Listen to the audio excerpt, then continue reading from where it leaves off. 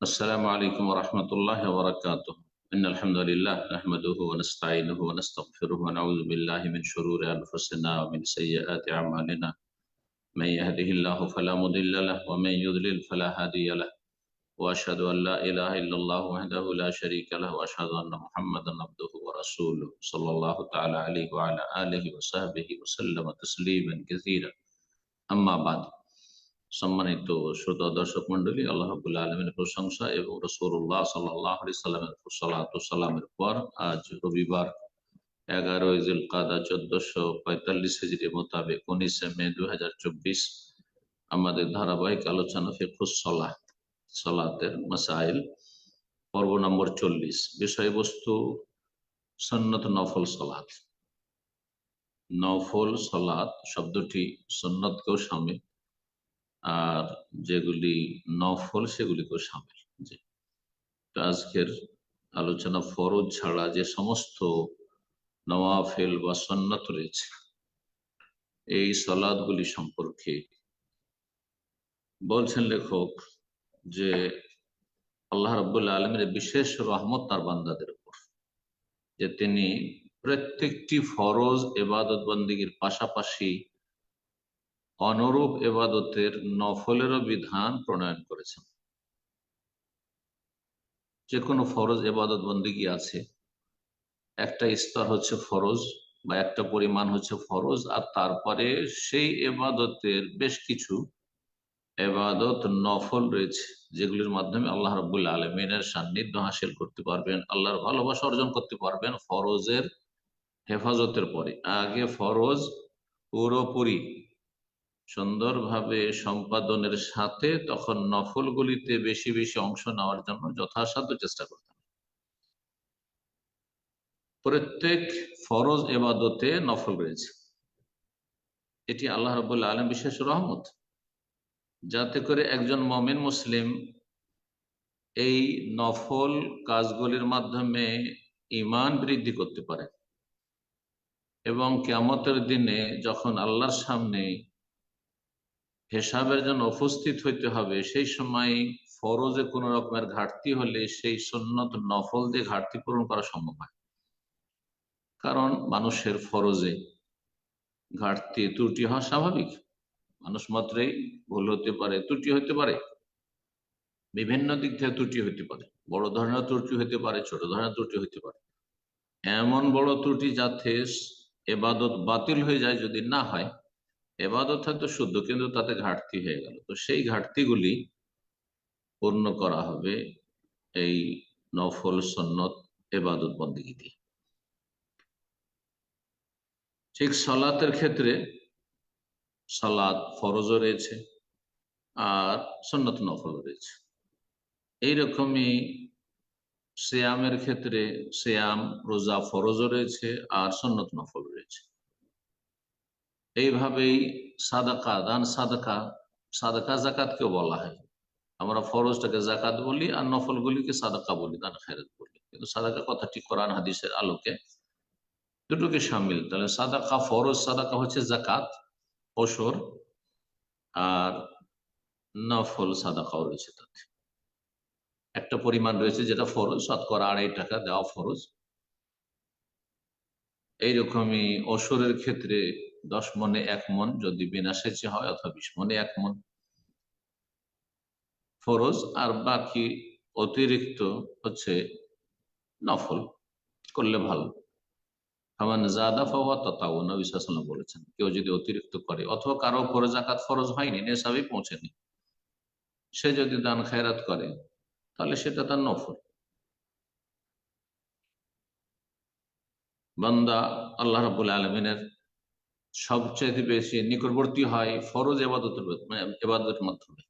ফরজ ইবাদত বন্দেগীর মাধ্যমে, ফরজ আদায় করার মাধ্যমে যা আল্লাহ রাব্বুল আলামিন বাধ্যতামূলক করেছেন আদায় করা, সেগুলি আদায় করার মাধ্যমে আল্লাহর সান্নিধ্য লাভ হয়। মূলত এটা করতেই হবে, এবং তার সাথে নফলের মাধ্যমে বান্দা আরো বেশি আল্লাহর সান্নিধ্য লাভ করতে পারে। এমনকি আল্লাহ রাব্বুল আলামিন তখন সেই বান্দাকে ভালোবাসেন, যেমন হাদিসে কুদসিতে রয়েছে, সহিহ বুখারীর হাদিস, এই হাদিসে কুদসিটি। ফরজ ইবাদত বন্দেগীর মাধ্যমে আল্লাহর যে সান্নিধ্য লাভ হয় তার বিকল্প কিছু নেই। আর তারপরে বান্দা বিভিন্ন নফল ইবাদত বন্দেগীর মাধ্যমে, সুন্নতের মাধ্যমে আল্লাহ সান্নিধ্য লাভ করতে থাকে। হাত্তা উহিব্বাহ, আল্লাহ বলছেন যে আমি তখন বান্দাকে ভালোবাসি, আর তখন তার প্রতিটি অঙ্গ প্রত্যঙ্গে আমি আমার পক্ষ থেকে বিশেষ শক্তি সামর্থ্য যোগান দিয়ে থাকি। তারপর লেখক যে বিষয়টি আলোচনা করেছেন খুব গুরুত্বপূর্ণ এবং খুব গোছালো কথা, তা হচ্ছে সুন্নত নফলগুলি বিভিন্ন প্রকার রয়েছে। 10 প্রকারের সুন্নত নফল সালাত বর্ণনা করেছেন। সালাত 10 প্রকার সুন্নত নফল রয়েছে বিভিন্ন দিক থেকে। তাহলে যেগুলি সুন্নত নফল সেগুলি একই রকমের নয়, বিভিন্ন রকমের। দেখা যাক, আমরা এক এক করে দেখি। প্রথম হচ্ছে, বলছে মিনহা মা ইউশরাউল জামাহ। কিছু কিছু সুন্নত নফল রয়েছে যেগুলির জন্য জামাত হচ্ছে শরীয়ত সম্মত, মানে জামাত করে আদায় করা হচ্ছে শরীয়ত সম্মত। যেমন তারাবি জামাত করে আদায় করা উত্তম। ইস্তিসকার সালাত, বৃষ্টি চাওয়ার সালাত, কসুফ সূর্য চন্দ্র গ্রহণের সালাত, ঈদাইন, ঈদ উল ফিতর, ঈদ উল আজহার সালাত, এগুলি জামাত করে আদায় করাই হচ্ছে সুন্নাহ। ওমিনহা মা লা ইউশরাউ জামা। আর দ্বিতীয় প্রকার হচ্ছে এমন কিছু নফল সুন্নত সালাত রয়েছে যেগুলির জন্য জামাত করা শরীয়ত সম্মত না। কেউ যদি জামাত করে পড়ে তাহলে বলবো যে না, এটা বেদাত, সুন্নাত নয়। সালাতুল ইস্তিখারা, যেমন ইস্তিখারার সালাত, ইস্তিখারা করবেন ধরেন কয়েকজন, এটা পরিবারকে নিয়ে বিয়ে শাদীর ব্যাপার রয়েছে বা পারিবারিক কোনো বিষয় রয়েছে, স্বামী স্ত্রী দুজনে ইস্তিখারা করবে, দুজনে যদি একসাথে জামাত করে পড়েন, এটি শরীয়ত সম্মত নয়, প্রমাণিত নয়। ছেলে মেয়ে সবাইকে নিয়ে জামাত করে ইস্তিখারা করি আমার সবাই মিলে, না, আলাদা আলাদা করতে হবে। 3 নম্বর সুন্নত নফল হচ্ছে অমিনহা মা হুয়া তাবিউন লিল ফারাইজ কাসসানানি রাওয়াতিব। কিছু কিছু সুন্নত রয়েছে, নওয়াফিল রয়েছে যেগুলো ফরজের অধীনে, ফরজের সাথে সম্পৃক্ত, ফরজের সাথে লাগানো। সেগুলি ফরজ ছাড়া আপনি ভাবতে পারেন না, ফরজের সাথেই সেগুলি সম্পর্ক রয়েছে। যেমন সুন্নতে রাতেবা, দিনে রাতে 10 বা 12 রাকাত যে সুন্নত রয়েছে, এগুলি সম্পর্ক হচ্ছে ফরজের সাথে। ফজরের আগে 2 রাকাত, জোহরের আগে 2 বা 4 পরে 2, আর তারপরে মাগরিবের পরে 2, এশার পরে 2, এগুলো হচ্ছে সুন্নাতে রাতেবা। 4 নম্বর অমিনহা মা লাইসা বিতাবিন কাসলাতুদ দুহর। কিছু কিছু সালাত রয়েছে নফল বা সুন্নাত যেগুলি কোন ফরজ সালাতের অধীনে নাই, কারো তাবে নাই। যেমন সালাতুদ দুহা, চাস্তের সালাত, সকালবেলা সূর্য ওঠার 10-15 মিনিট পর থেকে শুরু করে মাথার উপর সূর্য আসা পর্যন্ত সালাতুদ দুহা, এটি এমন একটি সুন্নত নফল সালাত যা অন্য কোন সালাতের তাবে নয়, অধীনে নয়। 5 নম্বর অমিনহা মা হুয়া মুআক্কাতুন কাসলাতিত তাহাজ্জুদ।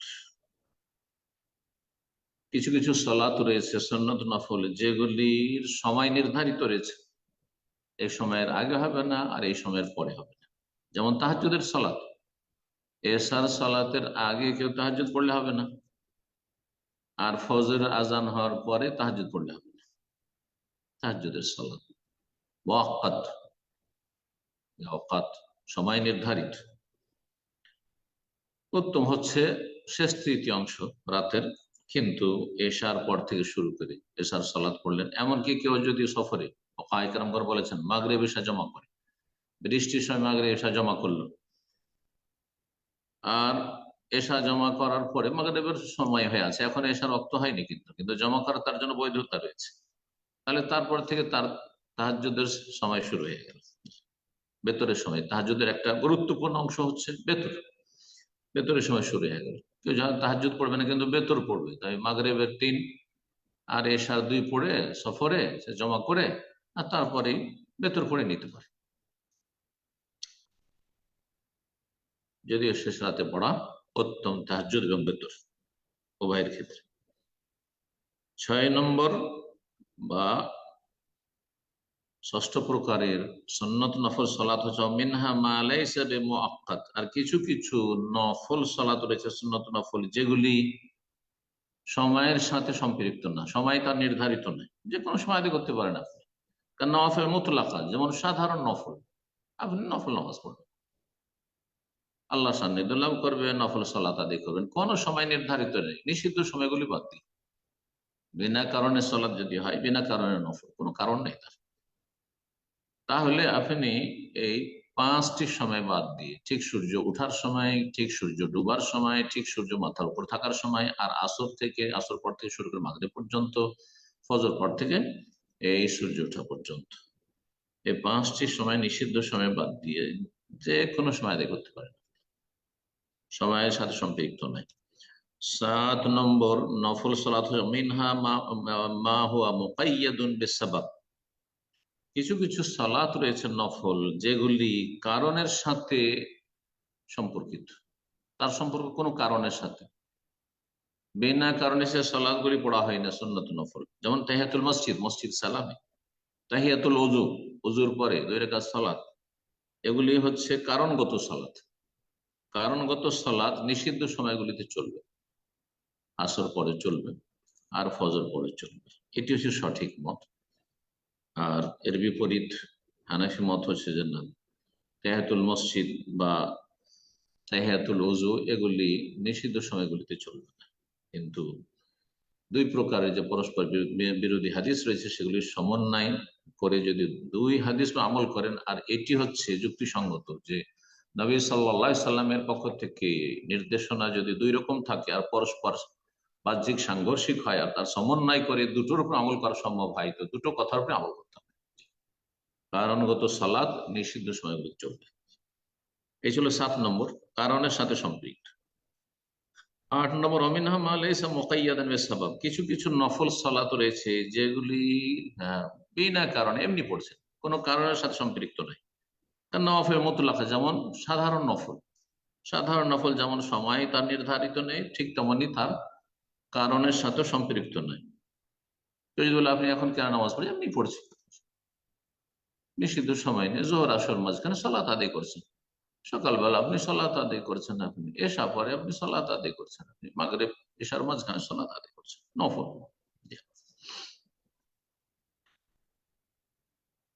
9 নম্বর অমিনহা মা হুয়া মুআক্কাদুন, সুন্নত নফলের মধ্যে কিছু কিছু সালাত রয়েছে যেগুলি সুন্নাতে মুআক্কাদা বা নওয়াফিল মুআক্কাদা, যেগুলি তাকিদপূর্ণ, গুরুত্বপূর্ণ, তাকিদ করা হয়েছে। যেমন সালাতুল ঈদাইন, ঈদুল ফিতর, ঈদুল আজহার সালাত ফরজ না ফরজে কিফায়া, ফরজে আইন না সুন্নাতে মুআক্কাদা, এই নিয়ে ইখতিলাফ রয়েছে, কিন্তু অধিকাংশ উলামা বলছে সুন্নাতে মুআক্কাদা। যদিও ফরজের উক্তিটি বেশি শক্তিশালী, শাফিঈ ইবনে তাইমিয়া রাহিমাহুল্লাহ বলেছেন, কিন্তু অধিকাংশ উলামাদের মতকে সামনে রাখলে ঈদের সালাত সুন্নাতে মুআক্কাদা, সুন্নাত কিন্তু তাকিদপূর্ণ। নবী সাল্লাল্লাহু আলাইহি ওয়াসাল্লাম মহিলাদেরকেও নিয়ে যেতে বলেছেন। ইস্তিসকার সালাত, বর্ষা বৃষ্টি না হলে, অনাবৃষ্টি দেখা দিয়ে, তাকিদ রয়েছে যে আল্লাহর কাছে দোয়া করুন, 2 রাকাত সালাত আদায় করে। অল কুসুফ, সূর্যগ্রহণ, চন্দ্রগ্রহণ, তাকিদ রয়েছে, নবী সাল্লাল্লাহু আলাইহি ওয়াসাল্লাম দ্রুত ছুটে এসেছেন সালাতের জন্য। বেতরের সময় আউতেরু, নবী সাল্লাল্লাহু হুকুম করেছেন, আউতেরু ইয়া আহলাল কোরআন, হে কোরআনের অনুসারীরা, তোমরা বেতর আদায় কর, ফাইন্নাল্লাহ ইউতরুন ইউহিব্বুল বিতর, আল্লাহ হচ্ছেন বেজোড়, বেজোড়কে ভালোবাসেন, বেতরকে ভালোবাসেন। 10 নম্বর সর্বশেষ প্রকারের নফল সালাত মিনহা মা লাইসা বিমুআক্কাদ, কিছু কিছু নফল সালাত রয়েছে যেগুলির কোনো তাকিদ নেই, তাকিদ করা হয়নি কিন্তু নফল, প্রমাণিত রয়েছে নবী সাল্লাল্লাহু আলাইহি ওয়াসাল্লাম, সাহাবায়ে কেরাম থেকে প্রমাণিত, কিন্তু সেগুলো তাকিদপূর্ণ নয়। সালাত ক্বাবলা সালাতিল মাগরিব, যেমন মাগরিবের আযান ইকামতের মাঝখানে সালাত আদায় করা, আর এরকম আরো যেসব সালাত রয়েছে, যেমন আসরের আগে সালাত, রাহিমাল্লাহ ইমরান সাল্লা কাবুল আল আসর আরবান, আল্লাহ সেই ব্যক্তি রহম করুন যে আসরের আগে 4 রাকাত সালাত পড়ে, এগুলি সুন্নাতে মুআক্কাদা নয় বা নফলে মুআক্কাদ নয়। এই ছিল বিস্তারিত সুন্নত নফল সম্পর্কে আলোচনা। লেখক বলছেন ওয়াহাযা মিন ফাদলিল্লাহি আলা ইবাদি, এটি আল্লাহ রাব্বুল আলামিনের পক্ষ থেকে তার বান্দাদের উপর বিশেষ অনুগ্রহ যে আল্লাহ রাব্বুল আলামিন শরীয়তে এমন কিছু ইবাদত বন্দেগী প্রণয়ন করেছেন যার মাধ্যমে বান্দা তার আল্লাহ রাব্বুল আলামিনের সান্নিধ্য লাভ করতে পারে। এবং ইবাদত বন্দেগী একই রকম করেননি, বহুমুখী ইবাদত বন্দেগী দান করেছেন, যার জন্য যেটা সহজ হয়, সুবিধা হয়। সবার জন্য সবটা সহজ নয়।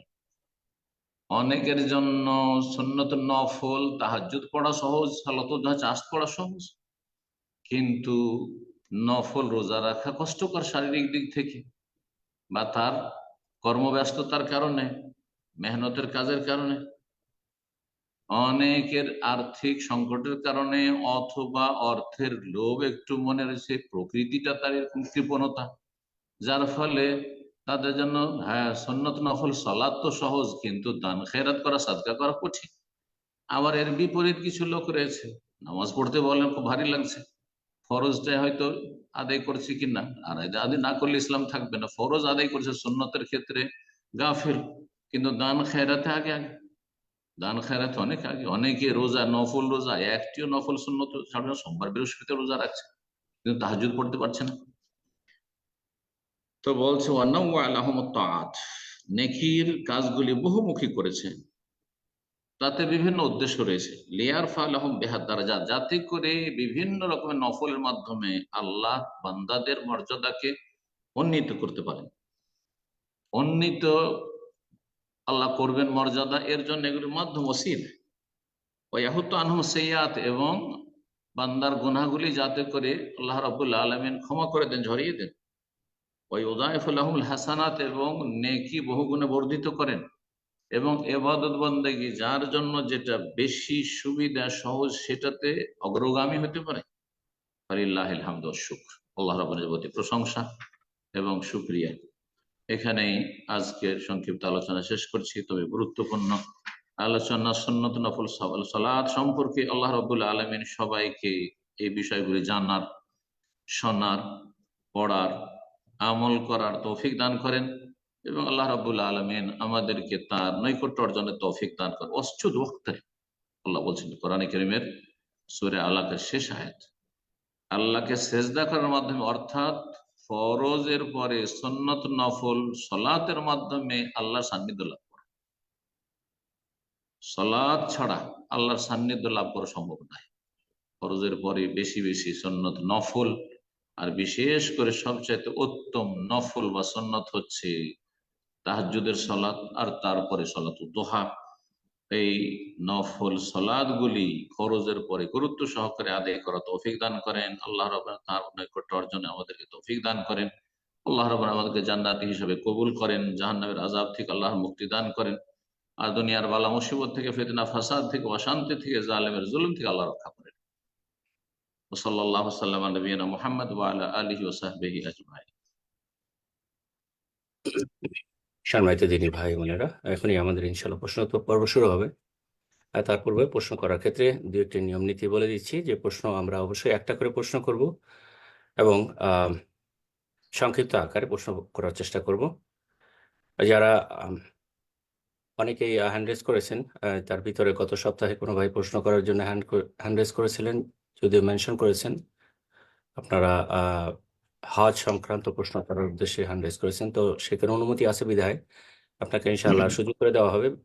বিসাইড দ্যাট, যারা হয়তো গত সপ্তাহে হ্যান্ড রেজ করেছিলেন, আমি তাদেরকে অনুরোধ করবো আপনারা প্রশ্ন না করে অন্যদেরকে সুযোগ করে দেবেন ইনশাআল্লাহ। আর আরেকটা বিশেষ অনুরোধ ভাই এবং বোনদের প্রতি, উভয়ের দিকেই, সকলের প্রতি, যারা জুম মিটিংয়ে আমরা আছি, আমরা জানি যে আমাদের এই জুম মিটিংটা সারা বিশ্বের মানুষ আমাদেরকে দেখছেন। তো আমরা চেষ্টা করি যারা ভিডিওগুলো অন রেখেছি, আমরা আমাদের ব্যাকগ্রাউন্ডটা ঠিক রাখি, আর যদি আমরা সেটা করতে সক্ষম না হই, তাহলে অবশ্যই যেন ভিডিওটা মিউট করে দিই বা বন্ধ করে রাখি ইনশাআল্লাহ। জাযাকাল্লাহ খায়র।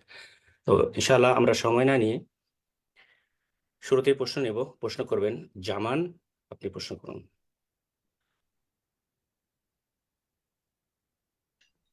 আসসালামু আলাইকুম শেখ। ওয়ালাইকুম আসসালাম ওয়া রাহমাতুল্লাহি ওয়া বারাকাতুহু। আমি নিউ ইয়র্ক থেকে বলতেছি। জি বলেন। প্রশ্ন হলো নফল সালাত গুলো তো ওই নিষিদ্ধ সময়ে নিষিদ্ধ, কিন্তু ফরজ সালাত গুলো কি পড়া যাবে? যেমন ফজরের সালাত সূর্য ওঠার সময় বা ফজরের সুন্নত?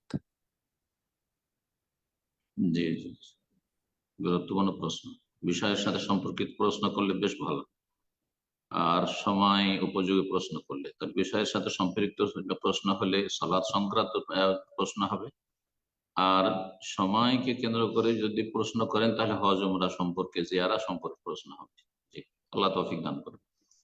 বিসমিল্লাহ, আলহামদুলিল্লাহ, ওয়াসসালাতু ওয়াসসালামু আলা রাসূলিল্লাহ ওয়া আলা আলিহি ওয়া সাহবিহি ওয়া মান ওয়ালা, আম্মা বা'দ। ভাই প্রশ্ন করেছেন নিউ ইয়র্ক থেকে যে নিষিদ্ধ যে সময়গুলি রয়েছে সেই সময়গুলিতে তো সালাত আদায় করা নিষিদ্ধ, তো এই সময়গুলিতে ফরজ সালাত আদায় করতে পারবো কিনা আর ফজরের সুন্নত আদায় করতে পারবো কিনা। আলেমরা বলেছেন নিষিদ্ধ সময় যে পাঁচটি আমি আলোচনায় বললাম তার মধ্যে তিনটি হচ্ছে কঠোরভাবে নিষিদ্ধ সময়, আর সেই সময়গুলি খুব সীমিত সময়, অল্প সময়ের। জি, এই তিনটি হচ্ছে ঠিক সূর্য উদয় হওয়ার সময়, সূর্য ওঠার সময়, আর আরেকটি হচ্ছে ঠিক সূর্য অস্তমিত হওয়ার সময়, ডোবার সময়, আর তৃতীয় হচ্ছে ঠিক সূর্য যখন হিনা তাকুম কায়মা জাহিরা, মাথার ওপর সোজা যখন সূর্য থাকবে। এই তিনটি সময় কঠোরভাবে নিষিদ্ধ, আর এই সময়গুলি 5-10 মিনিটের মধ্যে চলে যাবে। সুতরাং এই সময়গুলিতে ইচ্ছা করে সালাত শুরু করবেন না, নফল তো মোটেই করবেন না, এমনকি ফরজ আদায় করতে হইলেও কিছুক্ষণ থেমে নেবেন, যেমন হাদিস দ্বারা প্রমাণিত। জি, আর ভালোভাবে সূর্য উঠে গেল আর তারপরে শুরু করেন, সূর্য ডুবে গেল তারপরে শুরু করেন।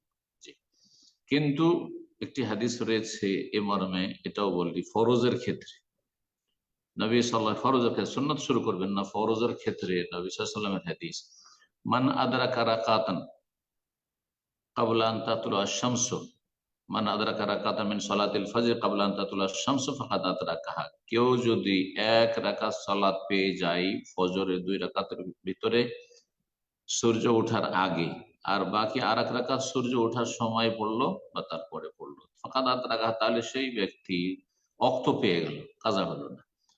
ওমান আদরাকা রাকাতাম মিন সালাতিল আসর ক্বাবলা আন তাগরুবা আশ-শামস ফাকাদ আদরাকাহা, আর কেউ যদি সূর্য ডোবার আগে আসরের 4 রাকাতের ভিতরে 1 রাকাত পেয়ে যায়, তো বাকি 3 রাকাত সূর্য ডোবার পরে পড়ে নেবে, শেষ সালাতের ওয়াক্ত পেয়ে গেল। যদিও ইচ্ছা করে যদি এরকম কাজ করে তাহলে সে গুনাহগার, অনিচ্ছাকৃত, ঘুম ভাঙেনি, ভুলে গেছিল। মান নামা আন সালাতিন আও নাসিহা, নবী সাল্লাল্লাহু আলাইহি ওয়াসাল্লাম একটা হাদিস, কেউ যদি ঘুমিয়ে থেকে যায় অনিচ্ছাকৃত, ইচ্ছা করে নয়, সালাতের সময় আও নাসিহা, অথবা ভুলে গেছিল, ঠিক যখন মনে হয়েছে উজু করে প্রস্তুত হইতে হইতে ঠিক সূর্য উঠতে যাচ্ছে, 1 রাকাত আদায় করতে পারবে, আর তারপরে সূর্য উঠে যাবে। সূর্য ডুবতে যাচ্ছে, 1 রাকাত আদায় করার শুধু সময় আছে, তাহলে শুরু করে দিবে। আর যদি দেখা যায় না এখন সূর্য ঠিক উঠছে, তাহলে শুরু করবেন না, 2-4-5 মিনিট থেমে যাবে আর তারপরে শুরু করবে, তারপরে শুরু করবে।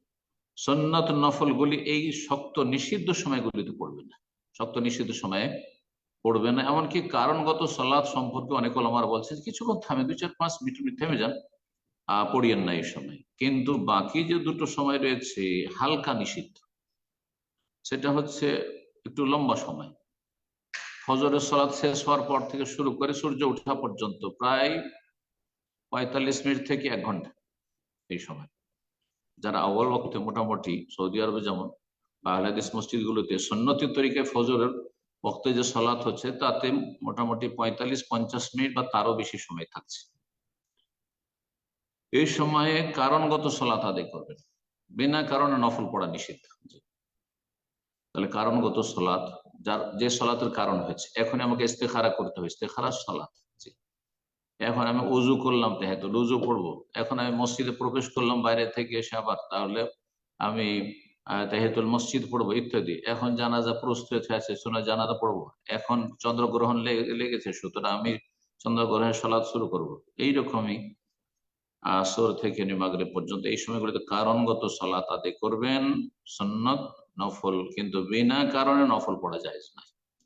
আশা করি বুঝতে পেরেছেন। তাহলে ফজরের সুন্নাত কাজা হয়ে আছে, এই কাজা আদায় ঠিক সূর্য উঠছে সেই সময় আদায় করবেন না, সেই সময় আদায় করবেন না। ধরেন আপনার জোহরের সুন্নাত আপনি কাজা করতে চাইছেন, ঠিক সূর্য ডুবছে এই সময় আদায় করবেন না, কিন্তু আসর থেকে মাগরিবের মাঝে কাজা করতে পারেন, কারণগত আপনার উপর কাজা আছে, দায়িত্বে আছে, কাজা আদায় করতে পারবে। নবী সাল্লাল্লাহু আলাইহি ওয়াসাল্লাম একদিন জোহরের সুন্নত পড়তে পারেননি, ব্যস্ততায় এক প্রতিনিধি এসছে ইসলাম সম্পর্কে, ইসলামের দাওয়াত গ্রহণ করার জন্য বা শোনার জন্য, আর তাদেরকে নিয়ে আসর পর্যন্ত ব্যস্ত থেকেছেন, তারপর আসর পরে কাজা করেছেন। নিষিদ্ধ সময় তাহলে কাজা করেছেন, কিন্তু কঠোর নিষিদ্ধ সময় ঠিক সূর্য ডোবার সময় নয়। তাহলে যেটা বললাম যে ফরজ সালাতগুলি আদায় করার ক্ষেত্রে নিষিদ্ধ সময়গুলিতে আদায় করতে পারবেন কিভাবে, আর সুন্নত বা নফল এগুলির ক্ষেত্রে কেমন ভাবে আদায় করতে, কারণগত হলে তাহলে আদায় করবেন, আর বিনা কারণে হলে আদায় করবেন না। আল্লাহ তাআলা। জাযাকাল্লাহ খায়ের। প্রশ্ন করবেন ফাতেমা, আপনি প্রশ্ন করুন।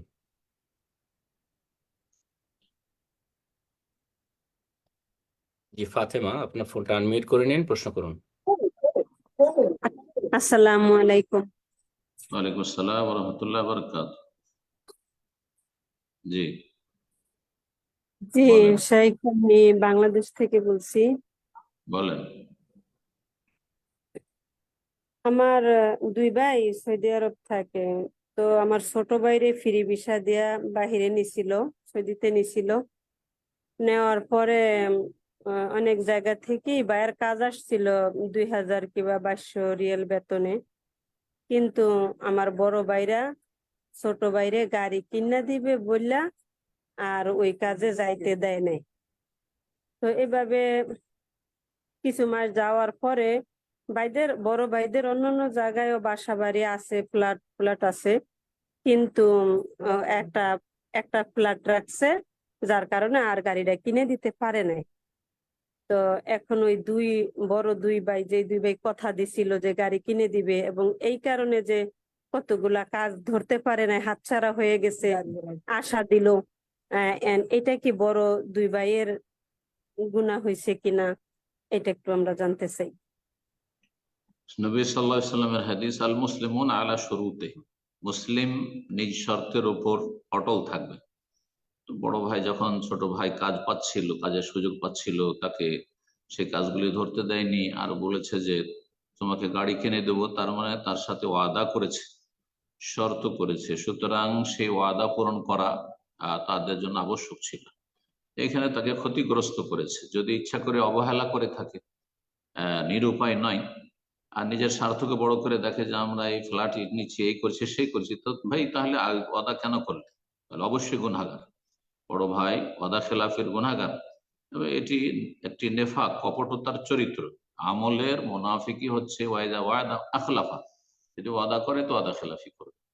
আর যদি কোনো মানুষ ওয়াদা করেছে, তারপরে চেষ্টা ছিল কিন্তু নিরুপায় হয়ে গেছে, অভাবী হয়ে গেছে, ইচ্ছা ছিল তাকে গাড়ি কিনে দেবো কিন্তু পারলাম না, তখন আল্লাহর কাছে সেটা পকড়াও হবে না। কিন্তু আমার নিজের স্বার্থ, আগে আমাকে ফ্ল্যাটটা আমার নিতে হবে, আর তারপরে তাকে বসিয়ে রাখি, যখন সুবিধা হবে তখন তাকে গাড়ি কিনে দেবো, তো কেন থামালে তাকে? তাহলে অবশ্যই তারা গুনাহগার হয়েছে। আল্লাহ সকলকে হেদায়েত দান করুন। জি। এবং এই ক্ষেত্রে তারা আপোষে একটা মীমাংসায় আসবে, যাতে করে সে ছোট ভাইয়ের কষ্ট না হয়, আক্ষেপ না হয়, এবং বান্দার হক নষ্ট না করা হয়। তাকে ক্ষতিগ্রস্ত করেছে। জি। আল্লাহ হেদায়েত দান করুন সবাইকে। আমিন। প্রশ্ন করবেন আব্দুল্লাহ বিন আব্দুর রহমান, আপনি প্রশ্ন করুন। আসসালামু আলাইকুম রহমতুল্লাহ। ওয়ালাইকুম আসসালাম ওয়া রাহমাতুল্লাহি ওয়া বারাকাতুহু। আমি বাংলাদেশ থেকে বলছি। জি বলেন। আমার একটা জিজ্ঞাসা ছিল, সেটা হচ্ছে আমাদের আহলে হাদিস মসজিদে একজন ইমাম আমরা নিয়োগ দিয়েছিলাম। সেই ইমাম ফজরের হুম, সালাতে সালাতু খায়রুম মিনান নাওম এটা বলা যাবে না বলে সে আমাদের মসজিদে একটা ফতোয়া দিয়েছে। হুম, যে বললো এটা শুধু তাহাজ্জুদ সালাতের জন্য খাস করা আছে। বুখারীর একটা হাদিসের কথা বলছিল, এই মুহূর্তে আমার হাদিসটা মনে নেই। তবে উনি বলছিল নর্মাল যে মাসগুলাতে আছে কিংবা এই ফজরের নামাজের জন্য যে আজানটা দেওয়া হয় সেইখানে আসসালাতু খায়রুম মিনান নাওম বলা যাবে না। জি। এখন আপনার কাছে এটাই আমার জানার ইচ্ছা যে এটা কতটুকু সত্য কিংবা এটা আসলে সহিহ হাদিস দ্বারা প্রমাণিত কিনা। জাযাকাল্লাহু খায়রান। আসসালাতু খায়রুম মিনান নওম, তাসবিব, এটিকে হাদিসের ভাষায় বলা হয়েছে। আসসালাতু খায়রুম মিনান নওম কোন আজানে বলতে হবে? এটা কি তাহাজ্জুদের আজানে, যে রাতটি ফজর রক্ত হওয়ার যে আজানটি ফজরের রক্ত হওয়ার আগেই দেওয়া হইতো সেই আজানে, নাকি যেটি ফজরের আজান শুভ সাদেকের পরে। এই ক্ষেত্রে দুটো মত রয়েছে। অধিকাংশ ওলামায়ে কেরামদের মত, আইম্মাদের মত হচ্ছে যে এটি হচ্ছে ফজরের শুভ সাদেক হওয়ার পরে যে আজান সে আজান, এবং এর ওপরে হারমানি শরীফে আমল আছে, এর ওপরে সৌদি আরব প্রতিটি মসজিদে আমল আছে, এর ওপরে অধিকাংশ প্রায় আহলে হাদিসদের আমল আছে, এমনকি হানাফিদের আমল রয়েছে। সুতরাং যেই দেশে যেই সমাজে অধিকাংশ ওলামাদের মতটি চলে আসছে, আর তাদের বেশ কিছু দলিল আছে এ বিষয়ে, এখন আমার সেই দলিলগুলো বলার সময়ও নেই, আর সেগুলি আমার সামনে মজুদও নেই, কিন্তু আমি লেখাপড়া করেছি, সুতরাং সেই দলিলগুলি আমার সামনে আছে উভয় পক্ষের। তো তারা সেই দলিলগুলোর ভিত্তিতে বলেছেন যে না, এটি শুভ সাদেকের পরে যেটি ফজরের আজান বলছে আমরা, সেই ফজরের আজান আসসালাতু খায়রুন মিনান, সেই মতের ওপরই আমল করতে হবে, সেখানে ফিতনা সৃষ্টি করা যাবে না, সেখানে ফিতনা সৃষ্টি করা যাবে না। আর যদি কোনো দেশে কোনো সমাজে দ্বিতীয় ওলামাদের যে মতটি রয়েছে তার উপর আমল থাকে যে না, তারা ওই তাহাজ্জুদের যে আজান বা শহরের আজান, সেই আজানে আসসালাতু খায়রুন মিনান নাম বলে থাকে, সেখানে সে প্রচলন রয়েছে, তাহলে সেখানে নতুন করে ফিতনা সৃষ্টি করে ফজরে করা যাবে না, এটি হওয়া উচিত। কিছু মানুষ আছে আমাদের আহলে হাদিস সমাজে অল্প স্বল্প লেখাপড়া করে এই বুঝে না যে ফিতনা কিসে হয়ে যাবে, ঝামেলা বাঁধিয়ে দেবে, গঠনমূলক কাজ না করে এরা শুধু ভাঙারি কাজ করবে, অথচ এদের মধ্যে আহলে হাদিস, কথিত আহলে হাদিস এক শ্রেণীর পাক্কা ইখওয়ানি জামাতি হয়ে আছে, এরা জামাতিদের পেছনে পেছনে ঘুরে, এদের সাথে মহব্বত, এরা তবলিগি বিদাতিদেরকে ভালোবাসে, তাদের আকীদা মানহাজি বুঝে না, আকীদা মানহাজের গুরুত্ব না দিয়ে ফিকহি মাসলা মাসাইল নিয়ে বাড়াবাড়ি করে। এই রোগটি ভারত, বাংলাদেশ, পাকিস্তানের অনেক আহলে হাদিসদের মধ্যে রয়েছে, যে তারা আকীদা চাইতে বেশি তারা গুরুত্ব দিয়েছে ফিকহি মাসলা মাসাইল। এখান থেকে আমাদেরকে ফিরে আসতে হবে আহলে হাদিসদেরকে। আল্লাহ সঠিক বুঝ দান করুক। জি, যেখানে যে আমলটি আছে সেটাই করবেন, তার বিপরীতটা করবেন না। প্রত্যেকের দলিল আছে, যারা বলেছে যে আসসালাতু খায়রুন মিনান নওম ফজর আজানে, তাদেরও দলিল আছে, যারা বলেছে আসসালাতু খায়রুন মিনান নওম আপনার তাহাজ্জুদের আজানে, তারাও আপন দলিল পেশ করেছে, এবং প্রত্যেকে আপন আপন দৃষ্টিভঙ্গি নিয়ে ব্যাখ্যা করেছে। জাযাকুমুল্লাহ খাইরান। জি, বারাকাল্লাহু ফিক। প্রশ্ন করবেন সেলিম ইকবাল, আপনি প্রশ্ন করুন। আসসালামু আলাইকুম রহমতুল্লাহ। শেখ কেমন আছেন? আসসালামু ওয়া রাহমাতুল্লাহি ওয়া বারাকাতুহু। জি শেখ, আমি কানাডা থেকে বলছি। আগেও দু একটা প্রশ্ন জি করেছিলাম হজের বলেন। ব্যাপারে। তো জি এবার আমাদেরকে যেটা হয়েছে যে আমাদেরকে আপনার, আমি আগে বলি, আপনার আজকে দার্স আমি শুনলাম নফল ইবাদতের সালাতের উপরে, এবং আপনার যে মদিনায় জিয়ারতে যে দুটা দার্স ছিল, দুটা পার্টে, ওটাও আমি শুনেছি। তো হয়তো আমি আমার মাশাআল্লাহ। উত্তরটা ঠিক মতো বুঝতে পারিনি, তো সেই জন্য আপনাকে প্রশ্ন করছি। এবার জি জি, এর নিয়ম হয়েছে যে মসজিদে নববীতে একটু একটু একটু জোরে রাউন্ড, বলেন, আপনার কথাগুলি ক্লিয়ার আসছে না, একটু জোরে বলেন যে ভালো করে। আমি একটু বলছি। এবার নিয়ম হয়েছে যে মসজিদে নববীতে রাউদা বলতে বুঝছি ওনার বাসা, রাসূল সাল্লাল্লাহু আলাইহি ওয়াসাল্লামের বাসা থেকে জি জি, রওজা মিম্বারের যেখানে জায়গাটা দিয়ে, সালাত আদায় করার জন্য। জি হ্যাঁ। হুম, যে যে ওখানে মাত্র মোবাইল অ্যাপের মাধ্যমে মাত্র 15 মিনিট সময় দেবে ওখানে ইবাদত আচ্ছা করার জন্য। আচ্ছা। এবং হুম এবং অবশ্যই এখানে সবাই সুযোগ পাবে না, বিকজ লিমিটেড স্পট ওখানে। হুম তো হুম। শেখ, আপনি কি আমাদের একটু উপদেশ দিবেন যে এই অল্প সময়ের মধ্যে আমরা ওখানে কি ইবাদতটা ওখানে করব, যেটা আমাদের হাদিস এবং কোরআনের দ্বারা পরীক্ষিত? যেমন আপনি বলেছেন, আপনি যখন মদিনা ইউনিভার্সিটির স্টুডেন্ট ছিলেন, তখন আপনারা নববী থেকে হেঁটে হেঁটে কুবা মসজিদে গিয়ে 2 রাকাত নামাজ পড়তেন, ওযু সহ একটা মুমরার সওয়াব পাওয়া যায়। আরাফাতে বা মানে একটা জামারাতে পাথর মারার পর ছোটটা এবং মেজোটাতে দোয়া কবুলের জায়গা। তো এরকম এই 15 মিনিটে আমরা এমন কোন দোয়া যেটা কবুল হতে পারে, অথবা কোনো সালাদ যেটা কোনো বিশেষ কোনো ফজিলত আছে কিনা, যদি আমাদেরকে কিছু নসিহত করতেন, আমরা তাহলে এই সময়টা খুব সুন্দরভাবে ওখানে কাজে লাগাতে পারতাম আর কি, ইনশাআল্লাহ। জি জি। জাযাকাল্লাহ খায়ের শেখ। জি। নবী সাল্লাল্লাহু আলাইহি ওয়াসাল্লামের হাদিস, মা বাইনা বাইতি ওয়া মিম্বারি রাউদাতুম মিন রিয়াদিল জান্নাহ, আমার বাড়ি, ঘর মানে মা আয়েশা রাদিয়াল্লাহু তাআলার কক্ষ, আর আমার মেম্বারের মাঝখানের জায়গাটুকু হচ্ছে জান্নাতের বাগান সমূহের একটি বাগান। সহিহ বুখারী হাদিস। মা বাইনা বাইতি ওয়া মিম্বারি রাউদাতুম মিন রিয়াদিল জান্নাহ। রওজা, তো রওজা মানে যে বেদাতীরা বলে নবী সাল্লাল্লাহু আলাইহি ওয়াসাল্লাম কবর, এটা হচ্ছে বেদাতি কথা। যেমন পীর সুফিদের কবরকে তারা মাজার বলে, এটা বেদাতি কথা, সবগুলি কবর। তো তারা কবরকে 3 ভাগে ভাগ করেছে। কবরকে নবী সাল্লাল্লাহু আলাইহি ওয়াসাল্লাম কবরকে রওজা বলা, এটা বেদাতি ধারণা, বেদাতি কথা এবং বেদাতিদের কথা। রওজা বলতে এই জায়গাটুকু নবী সাল্লাল্লাহু আলাইহি ওয়াসাল্লামের বাড়ি এবং মিম্বারের মাঝখানে, যেটি প্রথম নবী সাল্লাল্লাহু আলাইহি ওয়াসাল্লামের মসজিদের আসল জায়গা। জি, আর সেটাও মেম্বার পর্যন্ত, পুরো মসজিদ ডান দিক নয়।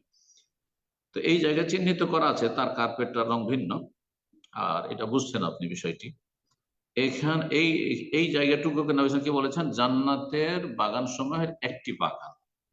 এই হাদিসের অর্থ কি? একটি অর্থ হচ্ছে, কারণ এই অর্থের সাথে আমলের সম্পর্ক, একটি অর্থ হচ্ছে যে এই জায়গায় সালাত আদায় করলে জান্নাতের বাগান পর্যন্ত পৌঁছিতে পারবে। জান্নাতের বাগান হাসিলের জন্য বা জান্নাতের বাগানে জান্নাতে পৌঁছার জন্য সহায়ক হবে এই জায়গায় সালাত আদায় করার নফল সুন্নত ইবাদতটি। সুতরাং এখানে যেটা করণীয় সেটা হচ্ছে 2 রাকাত সালাত আদায় করা, সেটা ফরজ ছাড়া। ফরজের জন্য এখানে অপেক্ষা করা অথচ সামনে জায়গা আছে, এটা মোটেই ঠিক না। কারণ এই জায়গার চাইতে বেশি ফজিলত তার সামনের দিকে গিয়ে যদি আপনি জায়গা পান, তবে বেশি ফজিলত রয়েছে প্রথম কাতারে, তারপরে দ্বিতীয়, তারপরে তৃতীয়, এইভাবে। এখানে নফল সালাত 2 রাকাত পড়বেন আর তারপর জায়গা ব্যবস্থা করে দেবেন। এখানে দোয়া কবুল হওয়ার বিশেষ কোনো ফজিলত রয়েছে এই মর্মে কোনো দলিল নেই আমাদের কাছে, হ্যাঁও নেই নাও নেই। তবে জায়গাটি মসজিদ নববীর মধ্যে সবচেয়ে উত্তম জায়গা। সুতরাং সেখানে কেউ যদি 2 রাকাত সালাতের পরে, 2 রাকাত সালাতের ভিতরে সেজদায়, আত্তাহিয়াত দরুদ পড়ার পরে, সালামের আগে, এই সময়গুলিতে দোয়া কবুল হয়। এছাড়াও সালাম ফেরার পরে কেউ যদি হাত তুলে একা একা দোয়া করে, তাহলে ভালো কথা, আশা করা যায় দোয়া কবুল হবে, কারণ জায়গাটি মোবারক জায়গা, মদিনার সবচেয়ে। তো এতটুকু শুধু। কিন্তু দোয়া কবুল যেমন জামরায় সাফা মারওয়াতে নবী সাল্লাল্লাহু আলাইহি ওয়াসাল্লাম দোয়া করেছেন, জামরাতে দোয়া করেছেন, এগুলি জায়গায় দোয়া কবুল হওয়ার, তার মাশআরে হারামে দোয়া করেছেন এবং দোয়া করতে বলে ফাজকুরুল্লাহ ইনদাল মাশআরি, আল্লাহ কোরআনে বলেছেন। মুজদালিফায় দোয়া কবুল হয়, আরাফায় দোয়া কবুল হয়, এইরকমই রওজাতে দোয়া কবুল হয়, এমন কথা কোরআন হাদিসে নেই। সুতরাং সেখানে আপনাকে অনেকক্ষণ বসে থাকতে হবে না, কোনো প্রয়োজন নেই। এক সময় কোনো এরকম বাঁধা সময় ছিল না, যে যতক্ষণ সুযোগ পেল বসে থাকতো, এটা সময় ছিল। তারপরে গত বছরে গেছি, 6 মাস 8 মাস আগে গেছি, তখন আমরা বেশিরভাগ যেতাম ভোর 4টার সময় বা 3টার সময় যেতাম, ফজর আগে। তাহলে ফজর সহ 1 ঘন্টা পেয়ে যেতাম, কিন্তু এমনি আধা ঘন্টা সময় ছিল, আধা ঘন্টা বাঁধা ছিল। এখন হজ মৌসুমে যেহেতু লোকজনের সংখ্যা আরো অনেক বেশি, সেই জন্য 15 মিনিট করে দেওয়া হয়েছে। এটা মানুষের সুবিধার্থে, যাতে করে সবাই সুযোগ পায়, যথাসাধ্য সবাইকে সুযোগ দেওয়া সম্ভব হয়। তারপর হয়তো সব হাজির সুযোগ নাও পেতে পারে, আর সেটার জন্য রেজিস্ট্রেশন করতে হচ্ছে। তো এইসব বিষয়গুলি রয়েছে। আল্লাহ রাব্বুল আলামিন সহজ করেন এবং আল্লাহ রাব্বুল আলামিন সঠিক বিষয়টা বুঝার তৌফিক দান করেন। যেমনটা বললাম যে 2 রাকাত সালাত আদায় করলে আপনার কাজ ওখানকার হয়ে গেল। 2 রাকাত সালাত আদায় করলে নফল, আর তারপরে সেখানকার কাজ হয়ে গেল। ফরজের রক্ত হতে যাচ্ছে, সামনের দিকে জায়গা পাওয়ার চান্স আছে, সামনের দিকে এগিয়ে যাওয়ার চেষ্টা করুন। জাযাকুমুল্লাহ খাইর। বারাকাল্লাহু ফিক। প্রশ্ন করবেন সাফিউল্লাহ বিন আব্দুল হাই, আপনি প্রশ্ন করুন।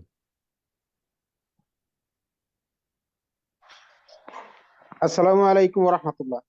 ওয়ালাইকুম আসসালাম ওয়া রাহমাতুল্লাহি ওয়া বারাকাতুহু। জি, শেখ, আমি সৌদি আরব রিয়াদ থেকে। বলেন। শেখ, আমার প্রশ্ন হচ্ছে আজকের বিষয়ের উপরে নির্ভর করে।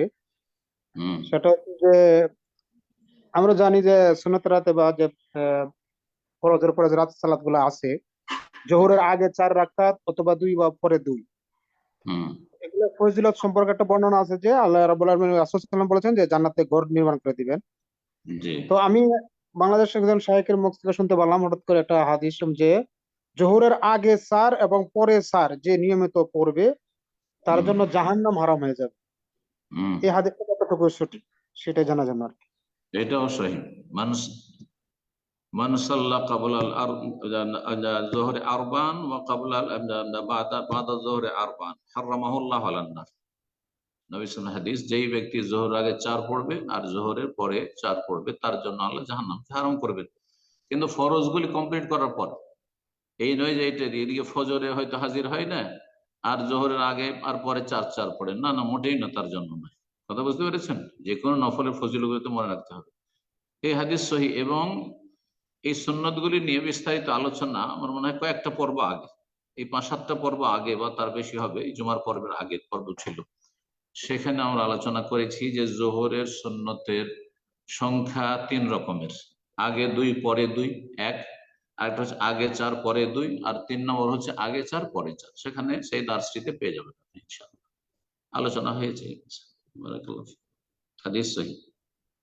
জাযাকাল্লাহ খায়ের। প্রশ্ন করবেন এসকে আসগর, আপনি প্রশ্ন করুন।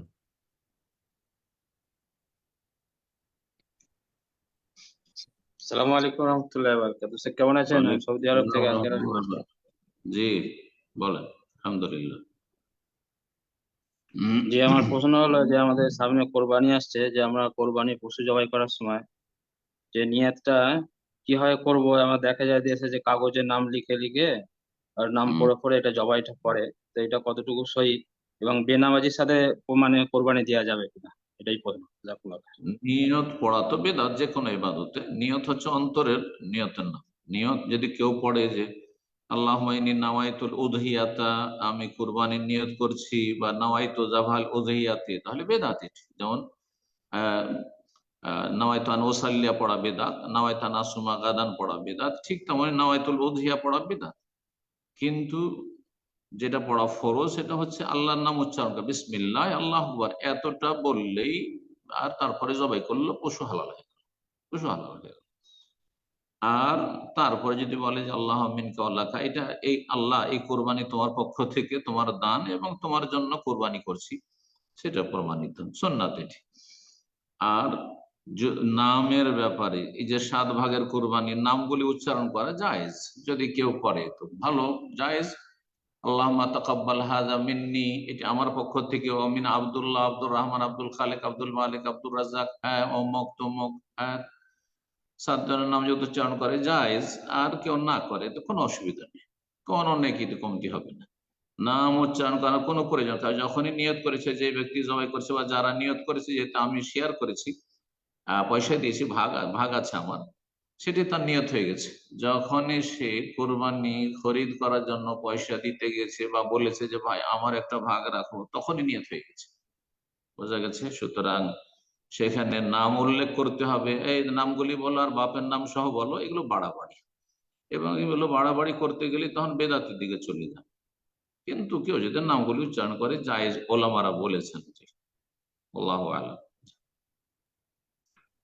এরপর যা প্রশ্ন করবেন ডিলারা, আপনি প্রশ্ন করুন।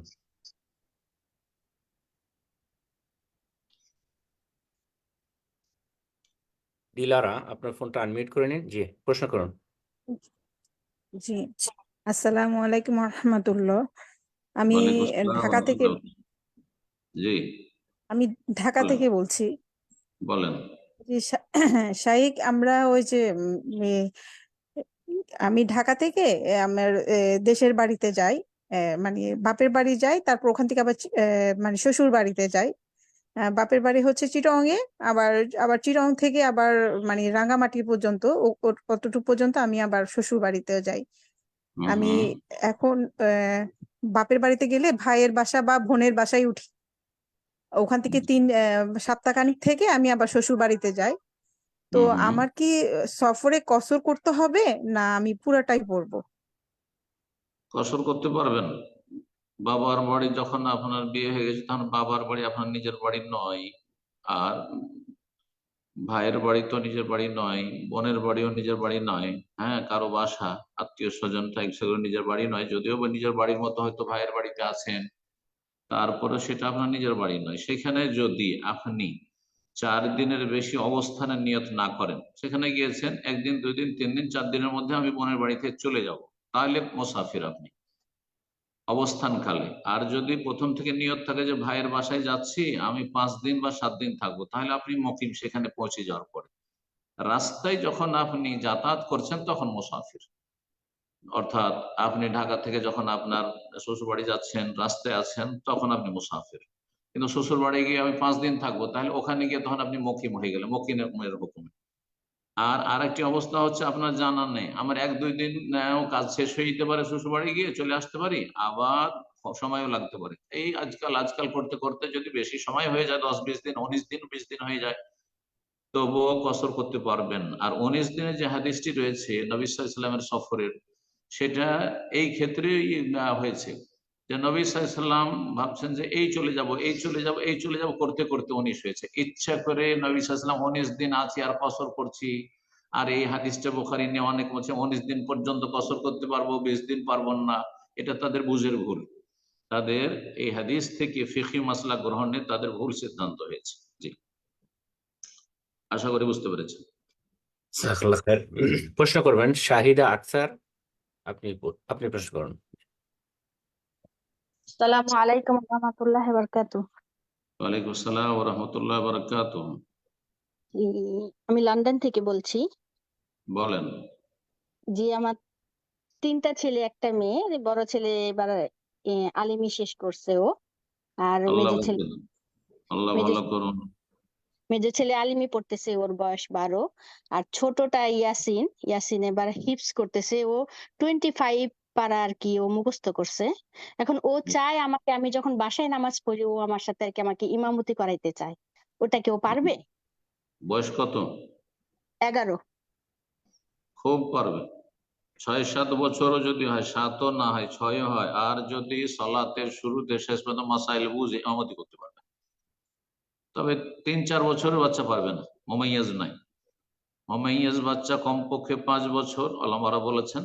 আর তারপরে সে সালাতের বিধিবিধান বুঝে, সালাতের করণীয় বর্জনীয় বুঝে, সালাতের ভিতরে কথা বলতে হয় না, এদিক সেদিক ছোটাছুটি করতে হয় না, এসব মাসাইল যদি পুরো জানে, তাহলে 6 বছর 7 বছরের বাচ্চার ইমামতিতে কোনো অসুবিধা নেই। সহিহ বুখারীর হাদিস রয়েছে, আমর ইবনে সালামা রাদিয়াল্লাহু তাআলা আনহু, তার কওমের সম্প্রদায়ের মধ্যে সবচেয়ে বেশি তারই কোরআন মুখস্থ ছিল। আর তার বংশে যত সব মুরব্বীরা ছিল, সবাই তার কোরআন বেশি মুখস্থ, সেজন্য তাকে ইমাম বানিয়ে দিয়েছিল, সে ইমামতি করত। তার বয়স তখন 7-এর নিচে ছিল। জাযাকাল্লাহ খায়ের। প্রশ্ন করবেন সাজিবুল আনসারী, আপনি প্রশ্ন করুন।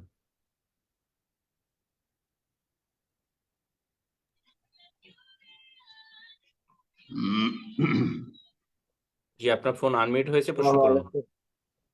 আসসালামু আলাইকুম স্যার। জি, ওয়ালাইকুম আসসালাম। জি বলুন, কোথা থেকে বলছেন? দুবাই থেকে বলছি।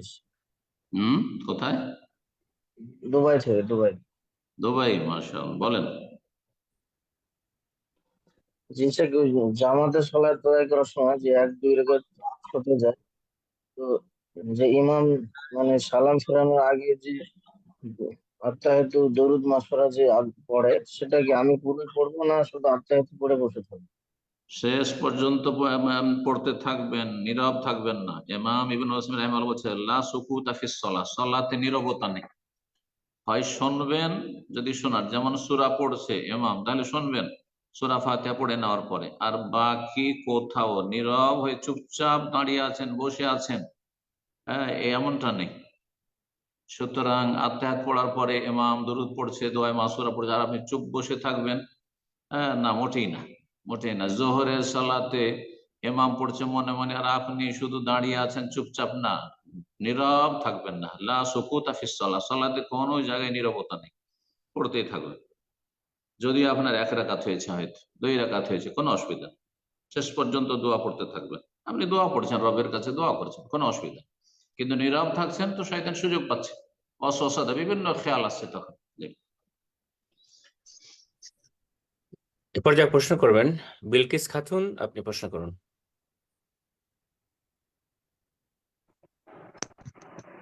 আসসালামু আলাইকুম ওয়া রাহমাতুল্লাহি ওয়া বারাকাতুহু। ওয়ালাইকুম আসসালাম ওয়া রাহমাতুল্লাহি ওয়া বারাকাতুহু। জি, শেখ, আমি ইন্ডিয়ার উত্তর দিনাজপুর ডিস্ট্রিক্ট থেকে বলছি। মাশাআল্লাহ, বলেন। আমার প্রশ্নটা হচ্ছে যে একজন জেনারেল শিক্ষিত ছাত্র অথবা ছাত্রীর জন্য দিন সম্পর্কে জানার ক্ষেত্রে সর্বপ্রথম কোন বইগুলো পড়বে? জাযাকাল্লাহ খাইরান। বারাকাল্লাহ ফিক। প্রশ্ন খুব গুরুত্বপূর্ণ প্রশ্ন, তবে এই প্রশ্নের জবাবে তো অনেক লম্বা সময় প্রয়োজন।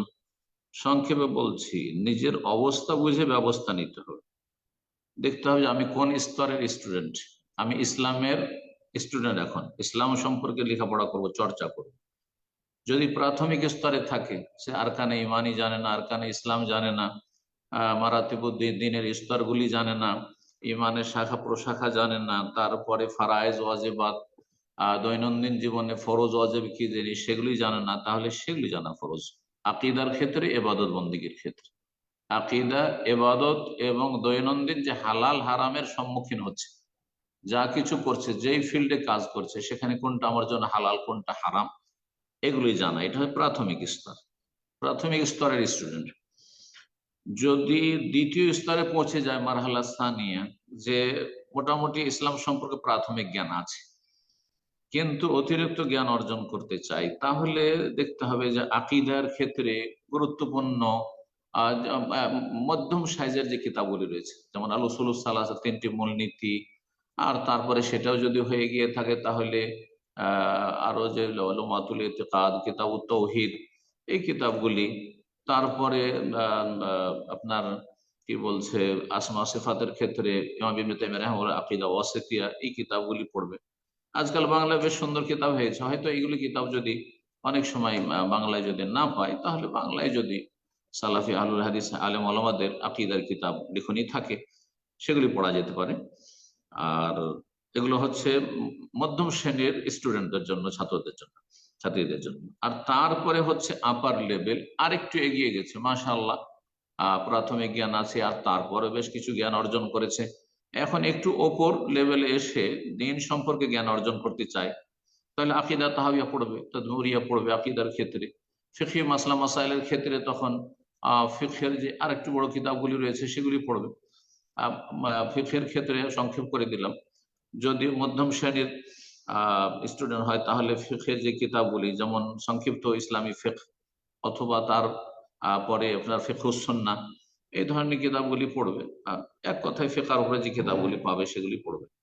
তো এইভাবে এগিয়ে যাওয়ার চেষ্টা করবে, আর ভালো আলেমদের সাথে যোগাযোগ রাখবে। আর নিজে শুধু পড়েই যদি ইসলাম শিখে, তো অনেক সময় বিভ্রান্তির শিকার হবে। মানকানা শেখহু কিতাবা, যদি কারো ওস্তাদ শুধু কিতাব হয়, ওই পুস্তক পড়ে আমি ডাক্তার হয়ে যাব, শেখ হয়ে যাব, আমি জ্ঞানী হয়ে যাব, তো কাসরা খাতাও, ওলামারা বলেছেন, মুস্তালাহুল হাদিস, উসুলুল হাদিস ওলামারা, যে তার ভুল বেশি হবে, বিভ্রান্তির শিকার বেশি হবে, ওয়াকাল্লা সওয়াবহু, আর তার সঠিকটা কম হবে। তো তাহলে কিতাব পড়ার সাথে সাথে ভালো শেখদের শরণাপন্ন হইতে হবে, তাদের দার্সে সরাসরি হাজির হইতে হবে। তা যদি সম্ভব না হয় তাহলে অনলাইনে হাজির থাকতে হবে, তাদের যে দর্শগুলো সারাগুলি এই কিতাবগুলি রয়েছে সেগুলি শুনতে হবে, পড়তে হবে, এভাবে এগিয়ে যেতে হবে। এইভাবে এইরকমই হাদিসের ক্ষেত্রে প্রাথমিক, প্রথমে বুখারী শুরু করে দিল, অথচ হাদিসের কোনো জ্ঞানই নেই, হাদিসের মাসলার জ্ঞান নেই, তো এটা ভালো হবে না। ধীরে ধীরে এগিয়ে যেতে হবে, তো এইভাবে এগিয়ে যাবে। বারাকাল্লাহ ফিক, আল্লাহ তৌফিক দান করুন। আমিন। প্রশ্ন করবেন মোহাম্মদ আব্দুর রহিম, আপনি প্রশ্ন করুন।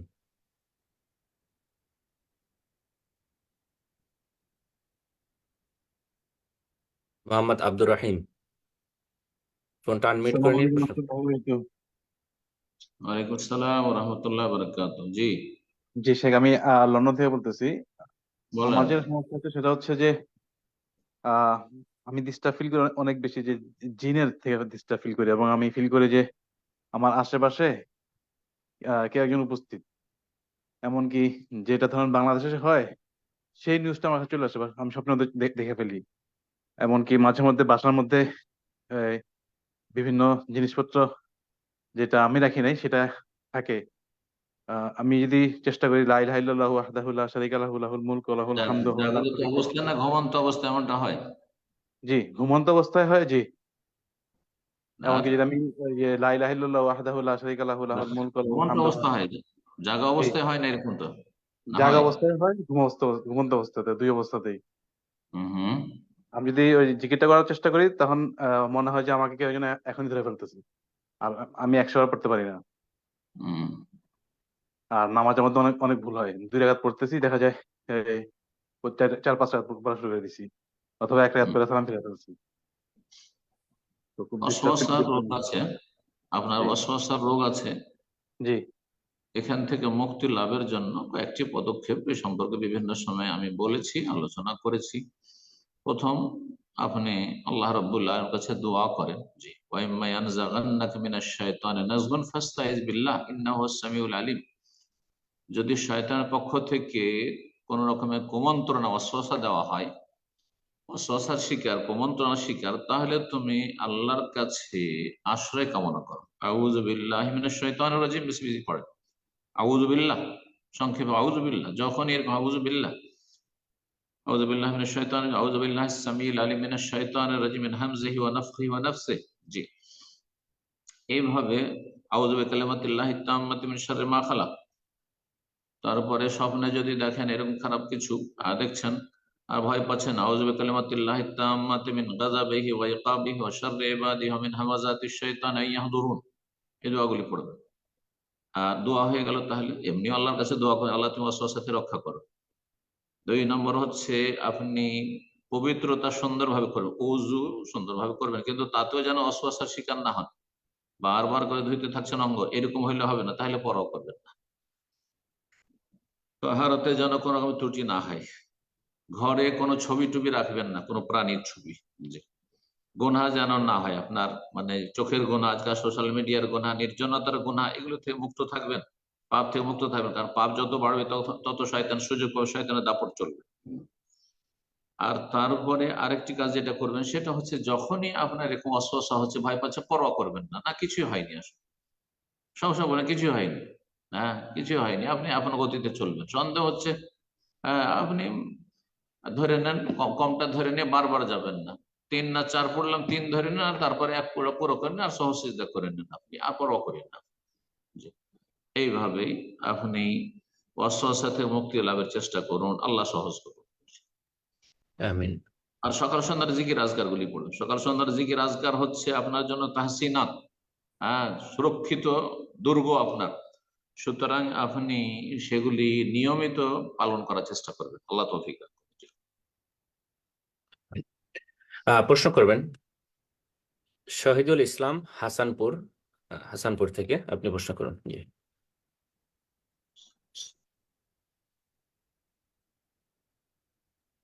শহীদুল ইসলাম, জি, আপনার ফোন আনমিউট হয়েছে, প্রশ্ন করুন। আসসালামু আলাইকুম ওয়া রাহমাতুল্লাহি ওয়া বারাকাতুহু। ওয়ালাইকুম আসসালাম ওয়া রাহমাতুল্লাহি ওয়া বারাকাতুহু। জি, সম্মানিত উপস্থিতি, কেমন আছেন? জি আলহামদুলিল্লাহ। কে বলছেন, কোথা থেকে?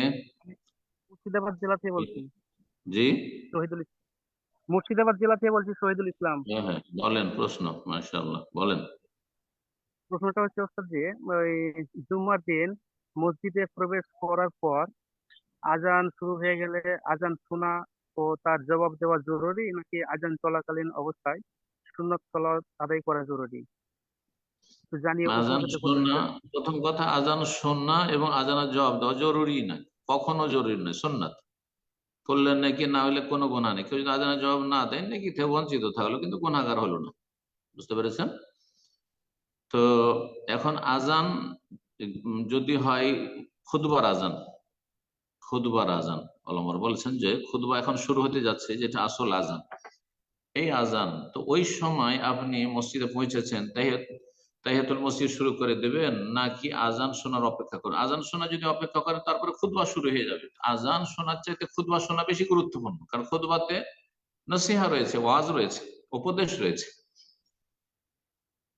আর আল্লাহ রাব্বুল আলামিন কোরআনে কারীমে নির্দেশ দিচ্ছেন, ওয়াইদা কুরিয়াল কুরআনু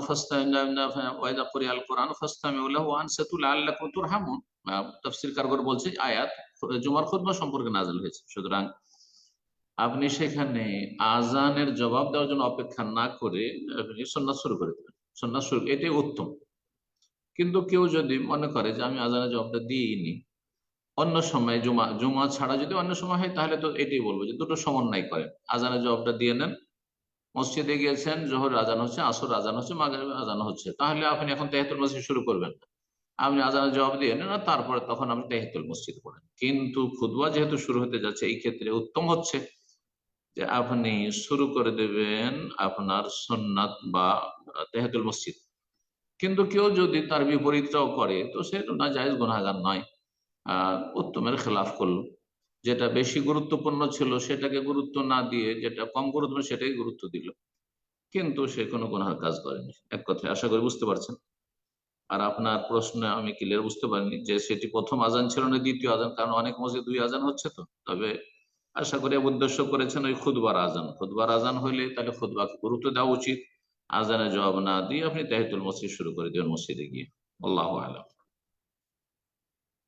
জাযাকাল্লাহ খায়ের শেখ। প্রশ্ন করবেন ইরফান ইরফান আলী। ইরফান আলী, আপনি প্রশ্ন করুন।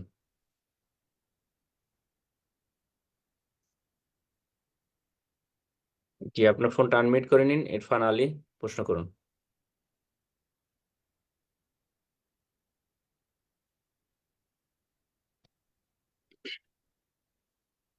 এরপর যে আমরা আরেকজনকে সুযোগ করে দিচ্ছি, প্রশ্ন করবেন শামিমুল হুদা সিদ্দিক, আপনি প্রশ্ন করুন।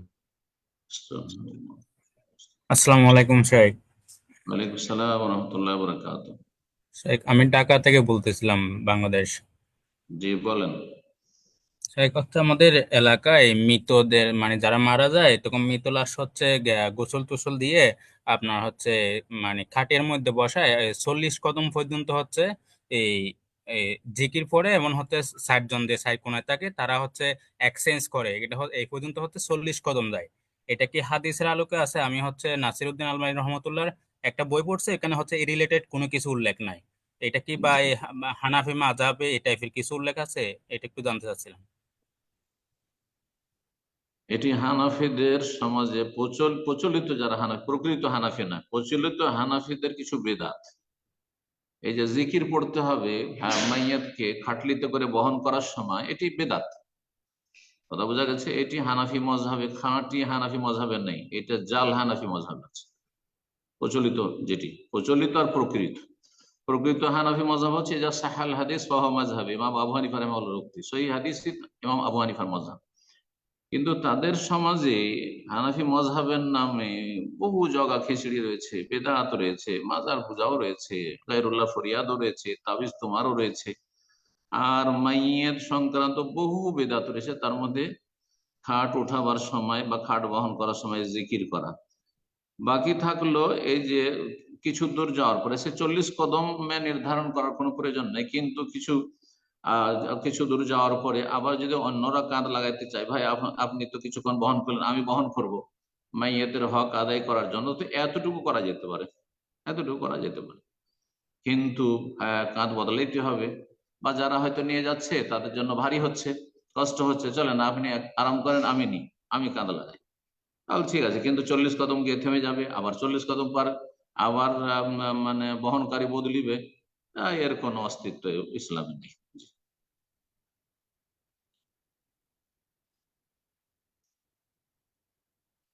জাযাকাল্লাহ খায়ের। তো এই পর্যায়ে প্রশ্ন করবেন নাজিরুল হক, আপনি প্রশ্ন করুন।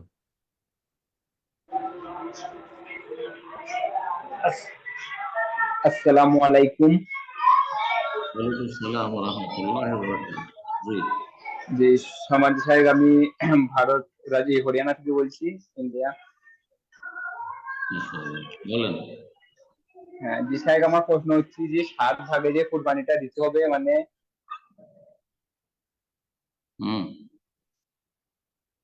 প্রশ্ন কি আপনার? শেখ, উনি ফোনটা মিউট করে ফেলেছে। নাজিরুল হক, আপনার ফোন মিউট হয়ে গিয়েছিল, তো আপনি ফোনটা আবার আনমিউট করে নিন, প্রশ্ন করুন।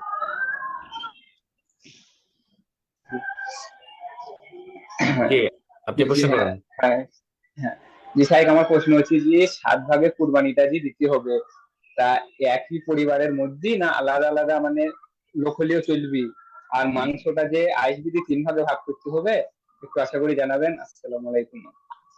7 ভাগের কোরবানি জায়েজ 1400 বছর আগে থেকে চলে আসছে, কিয়ামত পর্যন্ত চলবে। আর যারা এর বিপরীত ফতোয়া দিয়েছে তারা ভুল করেছে, এরা সাজ বিরল ফতোয়া দিয়েছে, এই ফতোয়ার কোনো গ্রহণযোগ্যতা নেই। কথা বোঝা গেছে? এই ফতোয়া আহলে হাদিস সালাফিদের ফতোয়া নয়। জি, তারা যদি নিজেদের সালাফি বলে আর তারপর এই ফতোয়া দিয়ে থাকে, ফিকহি মাসলা স্পষ্ট ভুল করেছে, উম্মতের সমস্ত উলামায়ে কেরামদের বিরোধিতা করে তারা সাজ বিরল ফতোয়া দিয়েছে। জি, আল্লাহ সংশোধন করার তৌফিক দান করেন। আর এই ক্ষেত্রে তাদের পার্থক্য করা যে মুকিম অবস্থার মুসাফির অবস্থায় মুসাফির 7 ভাগে দিতে পারবে, মুকিম দিতে পারবে না, এটাও তাদের মন গড়া কথা। এরও অস্তিত্ব আইম্মায়ে কেরাম সালাফদের থেকে শুরু করে সাহাবায়ে কেরাম তাবেঈনের জামানা থেকে শুরু করে আজ পর্যন্ত কোথাও ছিল না। বোঝা গেছে? এর বয়স 40-50 বছর। এই 40 বছরের ভিতরে এই উদ্ভট এই সাজ ফতোয়া বেরিয়েছে। সুতরাং এই ফতোয়া থেকে সতর্ক করেছি, এই ফতোয়ার উপর আমল করা থেকে সতর্ক করছি। তবে ভাগের কোরবানি উত্তম কোরবানি নয়। কোরবানির 5টি স্তর রয়েছে। সবচেয়ে উত্তম কোরবানি গোটা উট, 1। 2 নম্বরে হচ্ছে গোটা আপনার গরু। 3 নম্বর হচ্ছে গোটা খাসি, দুম্বা, দুম্বি, ভেড়া, ভেড়ি। এ হলো 3 নম্বর হয়ে গেল। 4 নম্বর হচ্ছে উটের ভাগ, আর 5 নম্বরে হচ্ছে গরুর ভাগ। তো আমাদের দেশে তো গরুতে ভাগ দিয়ে থাকে। আর এই ভাগের ক্ষেত্রে মানুষ গোটা খাসি দিতে পারবে, দুম্বা দিতে পারবে, অথবা গোটা গরু দিতে পারবে, তারপরও ভাগ দেবে, এটা পছন্দনীয় না। আপনি যখন সুন্দর বেশি নেকি পাবেন গোটা একটা জীব দিলে, কোরবানি করলে, একটা খাসি দিলে, তাহলে খাসি বা দুম্বা, ভেড়া বাদ দিয়ে আপনি কেন ভাগে দিতে যাচ্ছেন? কিন্তু জায়েজ আছে, জায়েজ আছে, কোনো অসুবিধা নেই। নবী সাল্লাল্লাহু আলাইহি ওয়াসাল্লাম তার বিবিগণের পক্ষ থেকে ভাগে কোরবানি দিয়েছেন, অথচ তিনি 100টি উট কোরবানি করেছেন, 100 উট কোরবানি করেছেন। আবার তাদের আরেকটি সংশয় যে এটা হাদি ছিল, এটা উজিয়া ছিল না। আরে হাদি উজিয়ার হুকুম একই, হাদি উজিয়ার হুকুম এই সমস্ত ক্ষেত্রে একই। জি, সুতরাং এই পার্থক্য করাও তাদের মন গড়া কথা। জি, তারপরে মাসলা আপনার জিজ্ঞাসা ছিল যে এই কোরবানির গোশত কি 3 ভাগ করতে হবে? না, 3 ভাগ করতে হবে, ওয়াজিব নয় আর সুন্নত নয়। ওয়াজিব নয় এবং সুন্নত। নবী সাল্লাল্লাহু আলাইহি ওয়াসাল্লাম 3 ভাগ করেছেন সমান সমান, যে 1 ভাগ খাও, 1 ভাগ আত্মীয় স্বজন বন্ধু বান্ধবকে খাও, আর 1 ভাগ ফকির মিসকিনকে খাও। এটা করেননি, সুতরাং এটি সুন্নত নয়। তবে 3 শ্রেণীর মানুষকে আল্লাহ খেতে বলেছেন, ফাকুলু মিনহা ওয়াত'ইমুল কানিয়া ওয়াল মুতার। তোমরা নিজেরা খাও, আল্লাহ বলছেন, এবং যারা চক্ষু লজ্জায় চাই না অথবা চাইতে আসবে না তাদেরকে খাওয়া, আর যার তারা চেয়ে বেড়াই, হ্যাঁ, যে কোরবানির গোশত দাও, আমরা অভাবী, তাদেরকেও দাও। 3 শ্রেণীর মানুষকে খাওয়াবেন, নিজেরা খাবেন এবং নিজেরা রাখবেন, সেটা জমা করে রাখতে পারেন।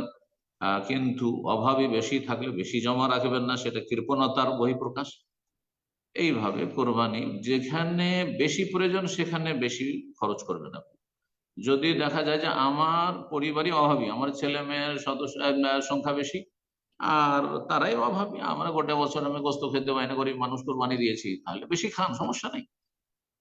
অল্প দান খেরাত করেন, অল্প আত্মীয় স্বজনকে খাওয়ান।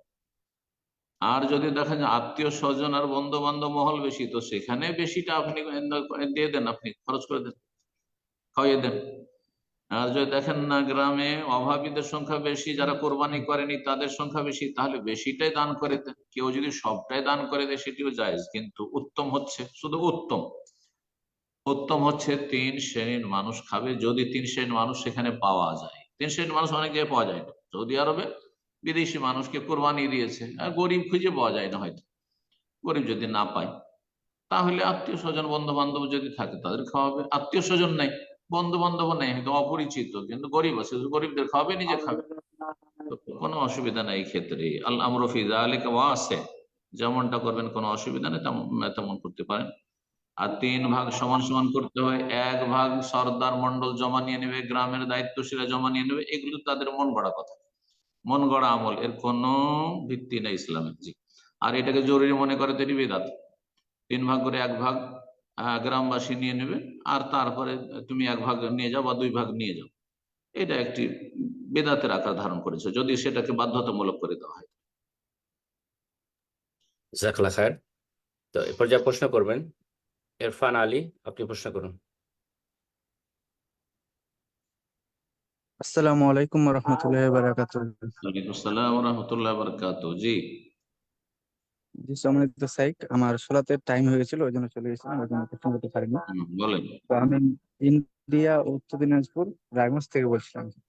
বলেন, মাশাআল্লাহ। প্রশ্ন। আমার প্রশ্ন হচ্ছে যে কেবলা বিষয়ে।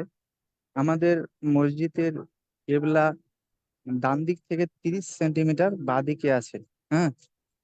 তো এক্ষেত্রে আমরা কিছুদিন একজন ইমাম সাহেবকে নিয়ে আসছিলাম এখানে, তার মাধ্যম দিয়ে আমরা পড়ছিলাম প্রায় 3-4 মাস এরকম পড়লাম কেবলামুখী হয়ে, মানে কাতারগুলোকে বাঁকা করে। তো এই ক্ষেত্রে বয়স্ক লোকদের, আমাদের এখানে কিছু বয়স্ক লোক আছে, তারা এটাকে মানে সহ্য করতে পারলো না।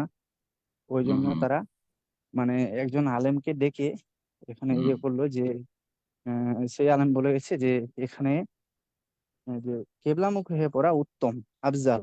আর যদি সোজা হয়ে পড়া যায়, যেরকম মসজিদটা আছে এখন, সেটা পড়া যাবে, সালাত হয়ে যাবে। তো এক্ষেত্রে আমরা তখন মানে ওরা তখন মেনে নিল যে না, সোজা হয়ে পড়বো, যখন পড়া যাবে তো কেন আমরা কেবলামুখী পড়বো বাঁকা করে, আমরা সোজা হয়ে পড়বো। আমরা ইয়ং ছেলেগুলা যারা আছি, আমরা তখন বললাম যে না, এটা আফজাল যখন বলছে আফজালটাকে মেনে নিই। তো এই নিয়ে অনেক ঝগড়া বিবাদ হলো। তো তখন বললো যে ঠিক আছে, তাহলে ওরা ওরকম পড়ছে, আমরা যখন সুন্নত গুলো আদায় করবো তখন কেবলামুখী পড়বো। তো এরকমই সলাত আদায় করলাম। আর মানে যখন ফরজ সলাত আদায় করছি জামাতে, তখন হালকা একটু মানে কেবলার দিকে মুখ করে নিচে বাঁকা করে, যেহেতু বেশি করলে একটু অসুবিধা হবে সবার। তো এই ক্ষেত্রে আপনার আমাদের একটু আফজাল নিয়ে মসজিদে ঝগড়া না করে আপনি সুন্নত গুলো বাড়িতে পড়লো তো আফজাল। শুধু আফজাল দিয়ে শুধু কেবলা ঠিক করা, সুন্নতটা বাড়িতে পড়া আফজাল। তো আপনার আফজাল বুঝলে সব ক্ষেত্রে আফজাল উত্তমটা বুঝতে হবে। কথা বুঝতে পেরেছেন? জি প্রশ্ন তো হয়েছে, উত্তর জি বলি। আরেকটু খেলে বলি জি আরেকটু খেলে বলি যে মানে ওখানে আলেম বলে গেছিল যে মা বাইনাল মাশরিকি ওয়াল মাগরিবি কিবলা। তো এই হাদিসটা একটু ব্যাখ্যা চাইছি, আর আমাদের একটু নসিহত করেন যুবক ছেলেদের, যে আমাদের কি করলে উত্তম হবে আর আমরা কি করে এই হব। এটাই। দেখেন, কিবলার ক্ষেত্রে যদি কাবা কেউ দেখতে পায়, কাবার কাছাকাছি থাকে, কাবা দেখতে পাই, হ্যাঁ, বা বুঝতে পারে যে কাবা এই জায়গাটা আছে, তাহলে আইনুল কাবা হচ্ছে ফরজ কিবলা। কাবা দেখতে পাচ্ছেন আর ডানে বামে কাত হয়ে থাকবে, এটা চলবে না। তাহলে সোজা কাবা মুখী হয়ে সালাত আদায় করতে, ফাওয়াল্লি ওয়াজহাকা শাতরাল মাসজিদিল হারাম। আর যদি কাবা থেকে দূরে থাকে আর কাবা দেখতে পাচ্ছেন না, তাহলে জেহাতুল কাবা যথেষ্ট, কাবার দিকে মুখ করা যথেষ্ট।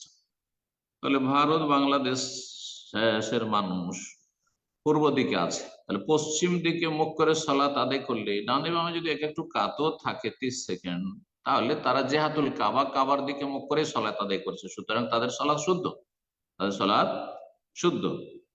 আজকাল আপনার সায়েন্স টেকনোলজির যুগে আপনি হয়তো বুঝতে পারছেন আপনার অ্যাপস দেখে বা অমুক তমুক দেখে যে হ্যাঁ একটু আমরা এদিকে কাছে আছি। এটা যখন ছিল না তখন কি করছিলেন?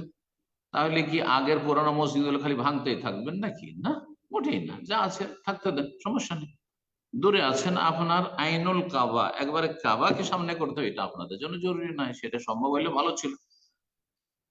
এমন কি কাবা ঘরের বাইরে থেকে যারা চত্বরে সালাত আদায় করছেন অথবা কাবা ঘরের ভিতরে সালাত আদায় করছেন, কিন্তু লোকজনের ভিড় ভাড়ে কাবা দেখতে পাচ্ছেন না, তাহলে কাবার দিকে মুখ করে সালাত আদায় করে যথেষ্ট।